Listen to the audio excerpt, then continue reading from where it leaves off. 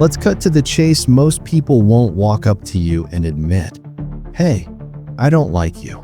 That would be too honest, too risky, too vulnerable. Instead, they cover it up. They smile to your face, nod politely, maybe even pretend to care. But behind that mask, there's resentment, envy, maybe even contempt. I've seen it happen in my own life, thinking I had a close friend, only to realize they were quietly rooting for me to fail. And it stings. Not because they disliked me, but because I ignored the signals until it was too late.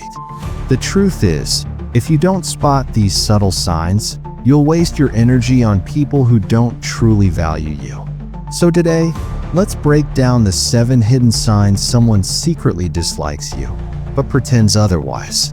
And hey, before we dive in, if you're new here, make sure to subscribe to Stoic 24.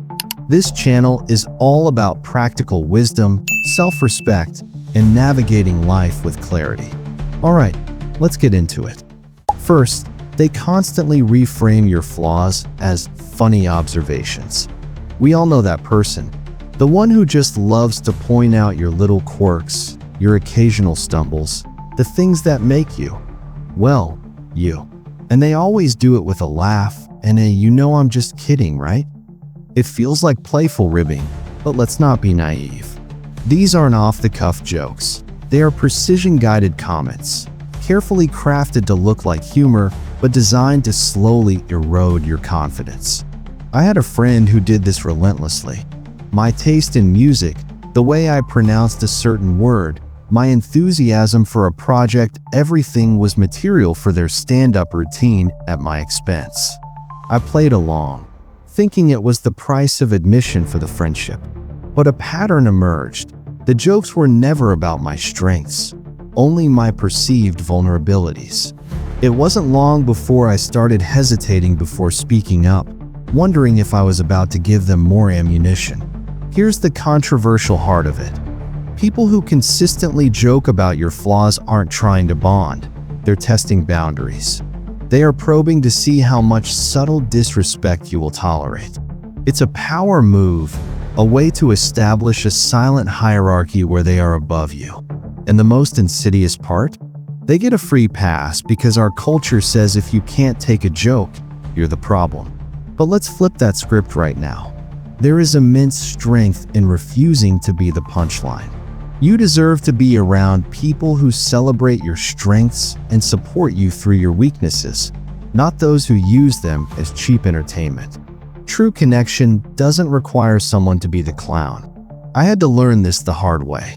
My silence was my consent. The moment I started gently pushing back, "What do you mean by that?" or "That doesn't feel like a joke to me," the dynamic shifted. It was uncomfortable, but my self-respect grew tenfold. Your peace of mind is too valuable to be sacrificed for someone else's bad humor.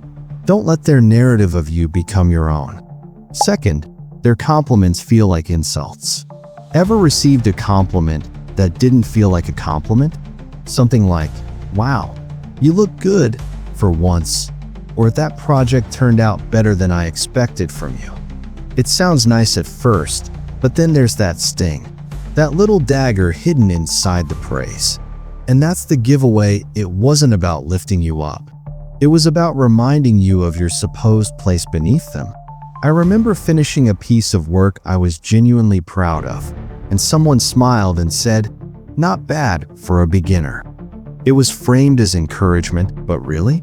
It was an insult wrapped in pretty packaging. Here's the deal: backhanded compliments aren't about you. They're reflections of the other person's insecurity. When they see your growth or talent, it threatens them.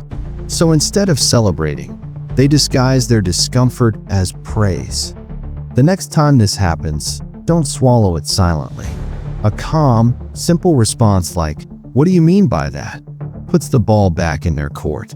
Often, the facade crumbles, and they realize you're not someone to toy with. Third, they forget to include you. There's nothing quite like the sting of seeing your friends post about a fun outing you weren't invited to. They'll say, "Oh, it was last minute," or "We thought you were busy." But let's be honest, If they wanted you there, they'd have made sure you knew. I felt this exclusion before scrolling through photos of a group dinner I wasn't told about, wondering why I was left out. The excuses piled up, but the truth was clear: I wasn't a priority. From a Stoic perspective, this is a signal to focus on what you can control: your own choices and relationships. Exclusion isn't an accident, it's a choice. People who value you make space for you, no matter how busy life gets. What to do? Don't chase after those who leave you out. Instead, calmly ask, "Hey, I noticed I wasn't invited to that hangout. What's going on?" Their response will tell you everything. Invest your energy in people who make you feel wanted, not like an afterthought. Fourth, they are perpetually busy, but only for you. We're all busy. That's modern life. But busyness is selective. You'll see them making time for lunches, concerts, and trips with other people. Their social media is a highlight reel of their active social life. Yet, every time you reach out, you hit a wall of, "I'm just swamped right now." The pattern is the message: my schedule is open, but not for you. I pursued a friendship like this for months. My text would go unanswered for days, only to get a reply apologizing about their insane schedule. Meanwhile, I'd see them posting from a coffee shop with another friend or at a movie. The truth was hard to swallow. I was not a want to, I was a have to, and they were avoiding the obligation. Let's be controversial. "I'm busy" is the most common and accepted lie in our social vocabulary. People make time for what and who they truly value. Always being busy with you is a soft rejection. It's a non-confrontational way of saying you are not a priority, while keeping you on the hook as a backup option. I finally stopped being the one to initiate. The silence that followed was all the confirmation I needed. It was a painful but purifying clarity. Your energy is your most valuable currency. Stop spending it on people who are bankrupt when it comes to reciprocating. Invest in relationships that feel balanced, where the effort is mutual. You deserve to be a destination, not just an option on a list. Fifth, they keep physical distance. Physical touch, a handshake, a hug, a pat on the shoulder is a natural part of human connection. But when someone consistently avoids it with you, it's a red flag. I once worked with someone who'd warmly greet others but tense up around me, dodging even a casual high five. It wasn't just a quirk, it was a sign they weren't comfortable with me. Stoicism reminds us to observe actions over words. If someone's body language screams discomfort, leaning away, avoiding eye contact, or stiffening at your presence, it's a silent message. They may not dislike you outright, but they're keeping you at a distance for a reason. What to do? Pay attention to patterns. If they're tactile with others, but not you, ask yourself why. You can test the waters by initiating a friendly gesture and noting their reaction. If the distance persists, focus on relationships where connection feels natural and mutual. Sixth, they vanish the moment you need support. This is the ultimate test of character. Everyone wants a front row seat to your success, but very few want to be in the trenches with you during a crisis. The person who is all laughs in good times, but becomes a ghost when you're going through something difficult, is showing you their true colors. They are a fair weather friend, and their disappearance is a profound betrayal. I remember a low point where I needed a friend just to listen.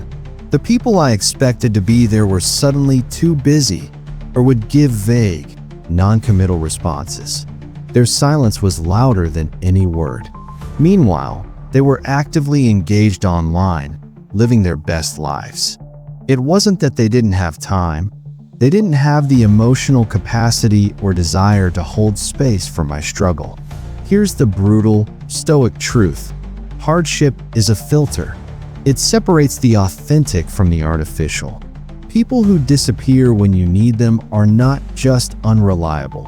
They are revealing that their connection to you was transactional. It was based on what you added to their life: fun, convenience, entertainment. not on genuine, mutual care. Do not beg for support from those who have shown you they are incapable of giving it. Their absence is a gift. It clears the way for you to see who your real allies are. Cherish the few who show up without being asked, who sit with you in the silence of your struggle. Those are your people. Pour your energy into them and accept the others for what they are. Pleasant acquaintances for sunny days alone. Seventh, and finally, they spread gossip about you. Gossip is a betrayal dressed up as casual conversation. When someone you trust shares your secrets or twists your words behind your back, it's not just hurtful, it's a violation of your confidence. I once confided in someone about a personal struggle, only to hear it echoed back to me, distorted through mutual friends. The sting of that betrayal taught me a hard lesson. People who gossip about you don't respect you. From a Stoic lens, we can't control what others say, but we can control who we trust. Gossipers thrive on drama, using your vulnerabilities to boost their own ego. If they're talking about others to you, they're likely talking about you to others. What to do? Confront it directly but calmly. I heard you shared something I told you in confidence. Can we talk about this? Their response will reveal their character. Surround yourself with people who honor your trust, not exploit it. Your story is yours to share, not theirs to spread. Life's too short to surround yourself with people who don't truly value you. The Stoics teach us to focus on what's in our control, our reactions, our boundaries, and the relationships we nurture. These 7 signs: jokes that cut, backhanded compliments, exclusion, fake busyness, physical distance, absence in tough times, and gossip are red flags that someone may not be in your corner. Don't ignore them.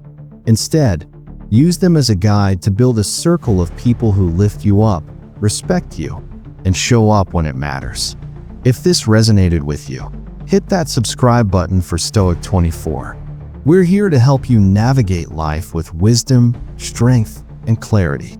Drop a comment below. Have you noticed these signs in your life? How did you handle them? Let's keep the conversation going. And don't forget, for more Stoic insights to live your best life, subscribe to Stoic 24 today. Stay strong, stay wise, and I'll see you in the next one.